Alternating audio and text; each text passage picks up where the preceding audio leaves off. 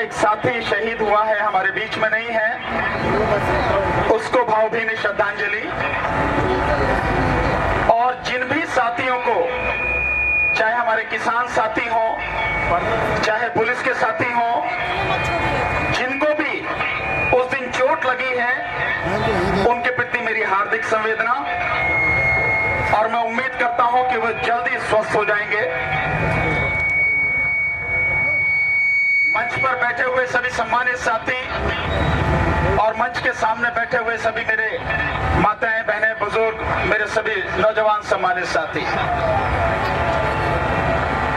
साथियों, जो 26 तारीख को हुआ, मैं बिना किसी शक सुबह के, बिना किसी लाग लपेट के और बिना किसी संकोच के बहुत सीधे सीधे कह रहा हूं, ये केंद्र सरकार की प्रशासन के साथ मिली हुई भगत से हुआ है और कोई इसका दूसरा कारण नहीं है। मैं इसका उदाहरण बताऊंगा। बहुत अच्छा है कि हम यहां पर हैं और मैं उस आंदोलन में, क्योंकि सुबह से आप सबके साथ में था, एक एक चीज मेरे सामने की है, मुझे किसी के प्रमाण की जरूरत नहीं है, मेरी आंखों के सामने सब कुछ हुआ है। इसकी जरा आवाज ठीक करना, ये शोर मचा जी।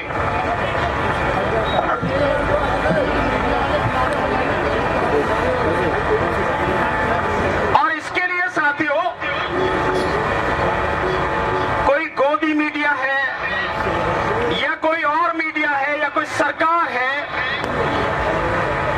या भाजपा के लोग हैं या आरएसएस के लोग हैं, ये क्या कह रहे हैं, आपको इस पर किसी पर ध्यान नहीं देना है, क्योंकि वो सच बोल नहीं सकते, सच बोलने की उनकी हिम्मत नहीं है। अगर वो इतने ही फिक्रमंद हैं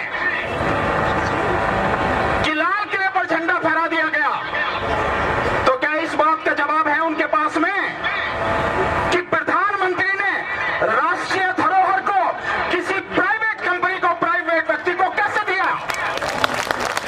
दे इस बात का जवाब। ये उनकी जागीर तो नहीं थी, देश की संपत्ति है, आपने किस अधिकार से डालमिया को दे दिया वो? और एक नहीं है, ऐसे कितने उदाहरण हैं जो पूरा देश प्रधानमंत्री ने बेच दिया। आप पहले भी सुन चुके होंगे, साथी बता के गए होंगे, सोशल मीडिया पर लगातार आप देख रहे हैं, किसी भी आरएसएस के व्यक्ति में, किसी भी बीजेपी के व्यक्ति में और किसी भी दलाल और गुलाम मीडिया में इतनी हिम्मत नहीं है जो इस बात का जवाब दे सके, और जिस आदमी ने झंडा फहराया प्राइम मिनिस्टर के साथ में बैठकर फोटो कैसे खिंचवा रहा, देना इस बात का जवाब। कैसे वो गृह मंत्री के साथ में बैठा हुआ मीटिंग कर रहा, जवाब उसके साथ में कैसे फोटो खींचे हुए हैं? हिम्मत है तो दो ना इसके जाओ। और थोड़ा और पीछे चले जाते हैं, ध्यान है राजस्थान के हाई कोर्ट पर भगवा लगाया गया था, कोई भूला तो नहीं होगा? जयपुर में जो घटना घटी थी, कौन थे वो लोग? क्या किया उस समय तुमने? कुछ नहीं किया। और आज ये सारी घटना जो तुम्हारे द्वारा प्लांट है, इस सबको आप सारा आरोप किसानों पर मढ़ रहे हो। अब मैं आपको उस दिन की घटना पर ले जाता हूं, बाकी और जगह की छोड़ देता हूं, लेकिन यहां से इसकी गाजीपुर बॉर्डर की बताता हूं। आप देखिए, इस साइड में रोड चल रही है, ये रोड इधर से जाने वाली है और ये भी रोड इधर से जाने वाली है, बराबर वाली रोड भी इधर ही जा रही है। ये 14 लेन का पूरा है हाईवे जो दिल्ली से लेके मेरठ तक है। और आपको ध्यान होगा, जब एक बाई इलेक्शन हुआ था, उस बाई इलेक्शन में ये यही तक रोड बनी थी, इससे आगे की बनी नहीं थी। तो देश के प्रधानमंत्री उस इलेक्शन को प्रभावित करने के लिए इसी पर 4 घंटे तक नाच रहे थे। ये वही रोड है, ध्यान होगा सबको। ये 14 लाइन की रोड है। इस 14 लाइन की रोड पे चारों तरफ ट्रैक्टर थे। कहां जाएंगे जब इतनी संख्या में ट्रैक्टर है? स्वाभाविक यही रहेंगे। प्रशासन की क्या जिम्मेदारी है? प्रशासन की जिम्मेदारी है। और मैं आज की नहीं, अपनी इतनी बड़ी जिंदगी में मैंने तकरीबन 150 आंदोलनों में भाग लिया है और मैंने जानता हूं कि किस तरह से सारे कार्यक्रम होते हैं। जब प्रशासन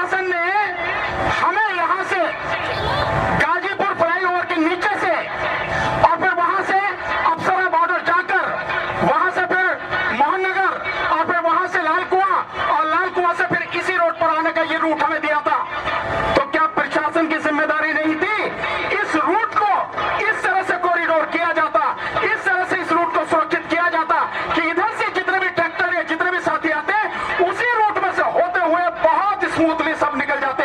क्या प्रशासन ने किया? ये नहीं किया। इस रोड में आप चले जाइए और इसके बराबर वाली ये 3 और 3 6 लाइन की रोड है, इसमें यहां से लेके और दिल्ली जब तक रिंग रोड आप टच नहीं करोगे कोई कट नहीं है, किसी भी तरह का कोई कट नहीं है। गांव का आदमी क्या जानेगा? यहां तो दिल्ली के रहने वाले, आसपास के गाजियाबाद के रहने वाले वो कई बार भटक जाते हैं। तो जो ट्रैक्टर यहां खड़े थे, जो लोग यहां खड़े थे, क्या प्रशासन की जिम्मेदारी नहीं थी कि बीच में से डिवाइडर हटा के और एक कॉरिडोर ऐसा बनाना चाहिए था जो सारे के सारे यहां से स्मूथली उस तरफ आते और उसके बाद गाजीपुर फ्लाईओवर जो है उसके नीचे से निकलते हुए वहां निकल जाते? किसकी जिम्मेदारी थी ये? हम करते तो हम पर 427 का मुकदमा लगता, आईपीसी की धारा 427 का कि सरकारी संपत्ति को नुकसान पहुंचाया। डिवाइडर हम तो नहीं हटा सकते, पुलिस को हटाना था डिवाइडर, प्रशासन को हटाना था डिवाइडर, क्यों नहीं हटाया? क्यों? क्योंकि आपके आकाओं ने कह रखा था इस आंदोलन को बदनाम करना है और इससे बढ़िया कोई मौका नहीं है, इसलिए आपने बीच में से डिवाइडर नहीं हटाए, जिसकी वजह से ये सारी व्यवस्था गड़बड़ हुई। जिम्मेदार कौन है? आप हैं जिम्मेदार। मैं आपसे पूछना चाहता हूं, प्रधानमंत्री या गृह मंत्री कोई भी है, पूरी बीजेपी सरकार यहां आके आ जाए और इन दोनों लाइन में खड़ी हो जाए, अगर वो दिल्ली वहां तक यमुना पार करके रिंग रोड तक ना पहुंचे, बीच में कहीं कोई कट नहीं है, तो कहां पहुंचेगी वो? अगर उसे जाना है तो रूट आपको क्लियर करना है, हमारी जिम्मेदारी नहीं है ये आपको करना था। आप बताइए कि जब बीच में डिवाइडर, उस तरफ डिवाइडर, इस तरफ डिवाइडर, जो लोग यहां खड़े हैं, सामने आपने कंटेनर लगा रखे हैं, रोड को ब्लॉक किया हुआ है, कहां जाएगा आदमी? जो आम जनता है, जो लोग आए हैं किसान, उन्हें तो मालूम है ना कि जब परमिशन आपके पास में है फिर डिवाइडर क्यों लगा रखा आपने, ये आपने बैरिकेड क्यों लगा रखे, कंटेनर डाल के क्यों लगा रखे, कहां जाएगा?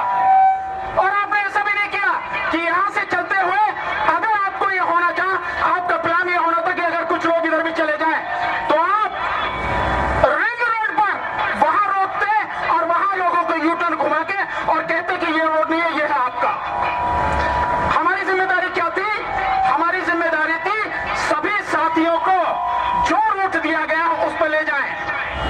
मैं भी वही था, मंच के संचालन करने वाले बहुत सारे लोग, इस सारे गाजीपुर, इस बॉर्डर की, इस सारे मोर्चे की व्यवस्था देखने वाले संत बाबा जी भी हमारे साथ में थे, राकेश टिकेती साथ में थे। राकेश टिकेती ने, हम सब ने हाथ जोड़ के जो साथी उधर जाना चाहते थे, गाजीपुर फ्लाईओवर के नीचे से सबको इधर भेजा हमने, वहीं पर तो हमारी आंखों के सामने का है सारा। और उसके बाद जो साथी आगे चले गए, मैंने खुद रिक्वेस्ट की कि आप 4-5 लोग जाइए, जो आगे चले गए हैं उन्हें वापस लेकर आइए, क्योंकि वो पुलिस की बात नहीं मानेंगे, इसलिए हमें जाना पड़ेगा।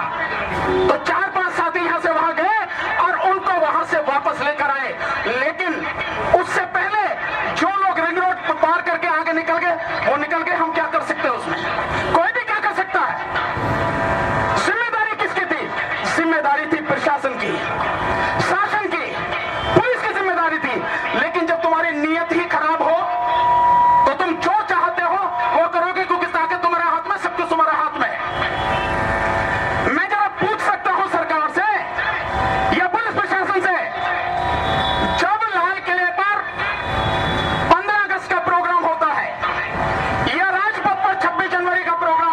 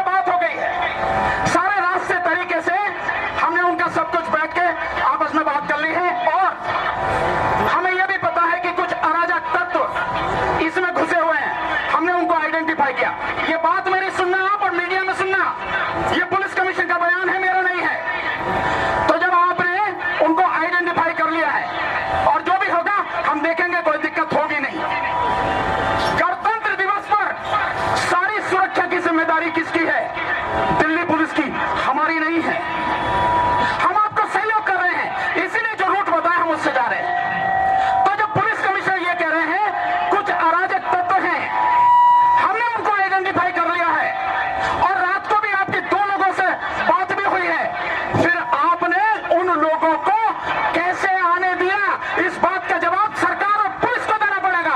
कैसे आने दिया आप तुम उनको?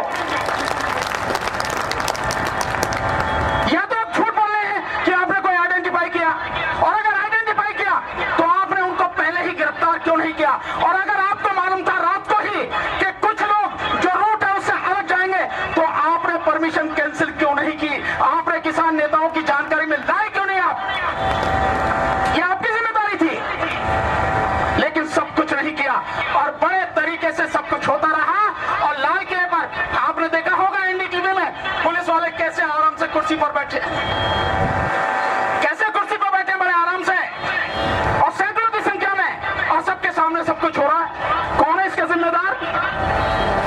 और ये जो परेड है, ये परेड होने से 26 जनवरी से कुछ दिन पहले ही केवल इंडिया गेट तक सीमित क्यों कर दी गई? ये परेड वहां से चलती है विजय चौक से, और विजय चौक से चलती हुई राजपथ होते हुए इंडिया गेट आती है, और इंडिया गेट के बाद में इधर सुप्रीम कोर्ट होते हुए, आईटीओ होते हुए लाल किले तक जाती है। क्यों आपने चेंज करी? क्यों रोकी आपने? इसका मतलब यह है इस आंदोलन को बदनाम करने के लिए आपके दिमाग में गंदगी पहले ही चल रही थी। एक मौका है और इस आंदोलन को बदनाम करो, इसके अलावा और कुछ नहीं है, सिर्फ यही है। इसके अलावा ये तो मेरे आंखों देखी बात है, सारी की सारी मैंने बताई आपको। इसके अलावा जो वहां की टिकरी बॉर्डर की जो न्यूज मैंने सुनी है और कई चैनल्स के माध्यम से सुनी है, जो रूट दे रखा था टिकरी बॉर्डर से लेके वहां तक अपना नांगलोई तक का, उसके रास्ते में कई जगह रुकावटें डाल रखी थी। मैं जरा पूछ सकता हूं, जब रूट हमें दे रखा था तो बीच में बैरिकेड क्यों लगा रखे थे, रुकावटें क्यों डाल रखी थी? बताओ, इसका जवाब है कि तुम्हारे पास? अगर तुम इतने ही बड़े अच्छे हो, इतने ही देशभक्त हो, जबकि मैं जानता हूं तुमसे बड़ा गद्दार, तुमसे बड़ा देशद्रोही इस देश में कोई नहीं है, फिर भी अगर तुम ये बात कह रहे हो तो तुम इस बात का जवाब दोगे कैसे ये तुमने बैरिकेड बीच में लगा रखे थे? इस बात का जवाब तो मुझे नहीं देना, ये तो पुलिस प्रशासन को देना है, सरकार को देना है। लेकिन नहीं, बदनाम करना चाहते हैं। और जो गोदी मीडिया है उसे भी केवल एक पक्ष दिखाई दे रहा है। इतना बड़ा आंदोलन, इतने बड़े आंदोलन में लाखों की संख्या में ट्रैक्टर और लाखों की संख्या में किसान मजदूर यहां आया हुआ है, और उसी की खबर की वजह से सरकार की टांगे कांप रही थी कि ये कैसे हो रहा है, इतने लोग कहां से आ रहे हैं। उत्तर प्रदेश की बात कर रहे थे, पूरा उत्तर प्रदेश यहां पे था उस दिन। जिसने देखा नहीं उसकी तो जानता नहीं, लेकिन जिसने देखा उसने वो नजारा देखा होगा। पूरा उत्तर प्रदेश का किसान यहां पर था, यही हालत थी। तो आपको काम क्या करना था? आपको जो आपने वादा किया तरीके से वो रूट बनाना था, ताकि पूरी परेड व्यवस्थित तरीके से चली जाए और शांतिपूर्वक संपन्न होकर वो दिन बीत जाए। ये जिम्मेदारी आपकी थी, पर आपने नहीं निभाई, और अब आप आरोप लगा रहे हो हम पर। और फिर भी इस घटना को जो हुई है, थोड़ी सी लाल किले पर हुई, लाल किले के बाद में थोड़ी सी आईटीओ पर हुई, जहां पर हमारा एक साथी शहीद हो गया। और आपको मैं बता रहा हूं, वो जो रिपोर्ट है, वो जो देख रहे हैं आप, फोटो में साफ है, हमारे उस साथी को यहां गोली लगी है, यहां से उसका भेजा भी थोड़ा सा बाहर, जो रिपोर्ट उसमें है। और कहा जा रहा है कि इसकी मौत गोली से नहीं हुई। ये पोस्टमार्टम रिपोर्ट कैसे बनती है, कैसे बदलती है, कैसे मैनिपुलेट होती है, मैं तो फौजदारी का वकील हूं, मेरे से ज्यादा नहीं जान सकते। मैं तो जानता हूं क्या है सारी चीजें, सब मैनिपुलेशन। लेकिन झूठ सामने आ ही जाता है और सच भी सामने आके खड़ा हो ही जाता है। इसलिए सरकार के पास जवाब देने के लिए कुछ भी नहीं है। 80% से ज्यादा किसान बहुत शांतिपूर्वक तरीके से अपनी परेड करते हुए अपने वापस उसी गंतव्य पर पहुंच गए जहां से वो चले थे। ये दिखाई नहीं दे रहा, ये नहीं दिखाई दे रहा, दिखाई वो छुटपुट चीजें आई हैं, और उसमें भी पुलिस को मारते हुए दिखाया जा रहा है। यानी जो किसान पीटे गए हैं वो गोदी मीडिया ने कहीं नहीं दिखाया, उसके विषय में कोई चर्चा नहीं है। अबे बेशर्मो, अगर तुम वाकई में ईमानदार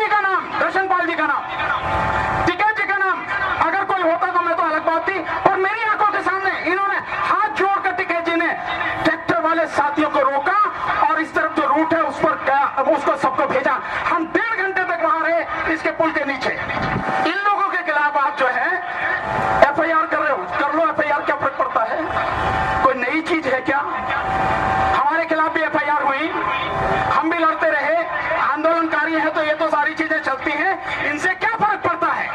ले जाओ उठा के, जेल में रहेंगे। क्या हमारे विचारों को बदल दोगे? क्या हमारी ताकत को छोड़ दोगे? क्या हमारे हौसले को बस कर सकोगे? किसी कीमत पर नहीं। 4 साथी जाएंगे, 10 साथी है खड़े होंगे और इस आंदोलन को उसी तेजी से, उसी मजबूती से चलाएंगे। और जब तक जीत नहीं लेंगे, कोई भी यहां से वापस जाएगा नहीं। देखते हैं तुम्हारे कितने अत्याचार करते हो। आज की बात हो रही है, आज की बात नहीं है। आंदोलन में ये सारी चीजें होती हैं। और जो मीडिया, गोदी मीडिया, वो तुम्हारा कब था? तुम्हारी बात कब दिखाई उसने? उसमें किस बात का विश्वास करना है? वो पत्रकारिता भूल चुका है, अपना धर्म भूल चुका है। और आज की तारीख में वो गुलामी और दलाली करने के अलावा, तलवे चाटने के अलावा और दूसरा काम नहीं है उसके पास में। उसकी क्या चिंता करनी है? देखो सोशल मीडिया, पुण्य प्रसून वाजपेयी जी यही से कर रहे थे उस दिन रिपोर्टिंग, बहुत लोगों ने देखा होगा। उन्होंने बताया। अभिषेक शर्मा जी को देखो, उन्होंने बताया। इसके अलावा रवीश कुमार जी ने पूरा डिटेल में बताया। आप आरफा खानम शेरवानी वार पे, दवायर पे, उन्होंने पूरा बताया। एक चीज है, तो जो सच के साथ खड़े हैं, जो सच दिखा रहे हैं, उनकी बात सुनने, मानने और देखने की जरूरत है। जो गुलाम है, उनकी बात पर जरा भी कान देने की जरूरत नहीं है। जेल में डालने हमें कोई फर्क नहीं पड़ता। हमारे जो साथी चले गए हैं, जो पुलिस डराने की कोशिश कर रही है, साथियों, ये जिंदगी और मौत का सवाल है। क्या आप ये मस्ती करने आए हैं? नहीं ना। क्या आप यहाँ पर किसी तरह का मनोरंजन करने आए हैं? नहीं ना। आप संघर्ष करने आए हैं और आप देश को बचाने की लड़ाई कर रहे हैं। मैंने कितनी बार मीडिया को बताया है, जो भी सोशल मीडिया के साथी हैं, यहां से भी बोला है और हर चीज को, कानून की एक एक चीज को बहुत तरीके से समझाया है। हमारी लड़ाई वो है।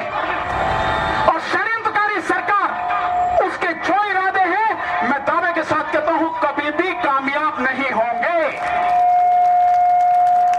यहां पे जितने भी साथी हैं, सबको डटे रहना है, हिलना नहीं है। चाहे हमारे जितने भी हैं, ये पंडाल तोड़ दें, आग लगा दें, हम पे लट बजाएं, किसी बात से घबराना नहीं है। ध्यान रखना, इस देश की आजादी के लिए हमारे कितने ही शहीदों ने अपने जीवन का बलिदान दिया। मुफ्त में नहीं मिली है, ये बड़ी मेहनत से मिली है, बड़े बलिदानों से मिली है। हमारे नौजवान, हमारे कितने ही साथी शहीद हुए, तब जाके मिली है। तो आप क्या समझ रहे हो, ये कानून ऐसे ही वापस हो जाएंगे? ये जिंदगी और मौत का सवाल है। क्या ऐसी सरकार यूं ही मान जाएगी? नहीं मानेगी। लेकिन हमारे हौसले में किसी तरह की कमी नहीं आनी चाहिए। मैं आपके सामने खड़ा हूं, मेरे खिलाफ कितनी एफआईआर हुई, लेकिन आज से उसी तरह से बोलता हूं, उसी तरह से चलता हूं, ना किसी से डरता हूं और ना ही किसी से दबता हूं। सच बोलने में मैं कभी पीछे नहीं रहा, कोई दिक्कत नहीं है। यहां नहीं तो जेल में बैठेंगे, और जेल में जो साथी वो भी तो हमारे ही हैं, उन्हें बताएंगे भैया आंदोलन क्या है। उसे कोई रोक लेगा हमें? अरे वहां भी अपनी फौज तैयार करेंगे, क्या दिक्कत है? वहां भी अपने साथी तैयार करेंगे। हमें सबको बताना है, इसलिए डरना नहीं। डरे हुए वो लोग, उन्हें मालूम नहीं था कि पूरा देश जाग चुका है। 26 तारीख को केवल यहां नहीं, देश के भिन्न भिन्न प्रदेशों में यही रैलियां हो रही थी।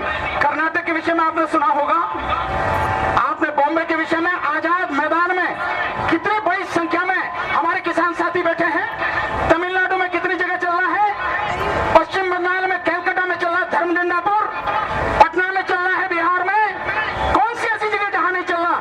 यही 1000 साथी हमारे उड़ीसा से आए थे, जो साथी अभी थोड़ी देर पहले बैठे भी थे यहां पर। कितनी जगह आंदोलन चल रहा है, और इसी बात का इन्हें डर है कि जो आंदोलन केवल पंजाब तक सीमित था, अब वो धीरे धीरे बढ़ के पूरे देश में फैल चुका है। यह है इनकी घबराहट। और प्रण कर लो साथियों, चाहे जो हो जाए, चाहे हम सारे के सारे मार दिए जाए, इस बात की भी चिंता नहीं करना, क्योंकि हम अपनी नहीं, अपनी आने वाली पीढ़ी की लड़ाई लड़ रहे हैं और अपने जीते जी अपनी पीढ़ी के साथ अन्याय नहीं होने देंगे। और उसके लिए जो उसका हक है, उसे बचाकर उसे देकर जाएंगे। ऐसी सरकारें आती हैं, चली जाती हैं। जब हिटलर नहीं रहा, मुसोलिनी नहीं रहा, मोदी जी किस खेत माटी मूली हैं, चिंता करने की जरूरत नहीं है। जिनका ईमान मर चुका, जो बेईमान हो चुके, उनसे किस बात का डरना है यार? क्या कर लेंगे वो? इनका इतिहास ही अशांति फैलाने का, हिंसा फैलाने का और हिंसा फैलाकर सत्ता पर कब्जा करने का यही है और कुछ नहीं है। सच के सामने इनकी टांगें कांपती हैं ऐसे, इसलिए बोल नहीं सकते। इसलिए मेरा आपसे केवल एक निवेदन है साथियों, एफआईआर हुई है जिनके साथ, किसी को भी छुपने की जरूरत नहीं है, कहीं भागने की जरूरत नहीं है। गिरफ्तार करने आए, सम्मान के साथ गिरफ्तार होंगे, पूरी कानूनी प्रक्रिया से होंगे। हमें मालूम है कि सुप्रीम कोर्ट भी हमारे साथ नहीं है, सुप्रीम कोर्ट भी सरकार के साथ में खड़ी है, कोई चिंता की बात नहीं है। कभी तो न्याय मिलेगा, किसी दिन तो मिलेगा, आज नहीं तो कल, कल नहीं तो परसों, परसों नहीं तो नरसों, एक दिन तो ऐसा होगा जिस दिन अत्याचार खत्म होगा, जरूर होगा। इसी मिट्टी में मिल गए अच्छे अच्छे तानाशाह, तो मोदी और अमित शाह की क्या औकात है? घबराना नहीं है इनसे। कानूनी लड़ाई जैसे लड़ी जाती है, लड़ी जाएगी, पूरी ईमानदारी से, पूरी ताकत से लड़ी जाएगी। मैं बार बार आपसे कह चुका हूं, पूरा वकील समाज आपके साथ में है, घबराने की जरूरत नहीं है। हमें उम्मीद किसी से भी नहीं है, न अदालत से, और सरकार तो गुंडागर्दी पर उतरी हुई है, चिंता करने की कोई जरूरत है नहीं। गोदी मीडिया कुछ भी कहे, आरएसएस के जो कुछ भी कहे, ये आरएसएस वाले जो देश के सबसे बड़े गद्दार तो यही है। आरएसएस के हेडक्वार्टर पर कभी इन्होंने देश का ध्वज नहीं लगाया, ये है। और जिस वीर सावर की बात करते हैं, वीर सावरकर की, जिसे अपना सर्व मानते हैं, वही वीर सावरकर अंग्रेजों से माफी मांग के उन्हीं की पेंशन पे जिंदा रहा, ये इनकी बात करते हैं, ये इनकी औकात है। आजादी के आंदोलन में इनका इतना सा भी हिस्सा नहीं, और आज अपने आप को समझ रहे हैं कि तुम सब समझ लोगे। एक चेतावनी देना चाहता हूं, माननीय मोदी जी,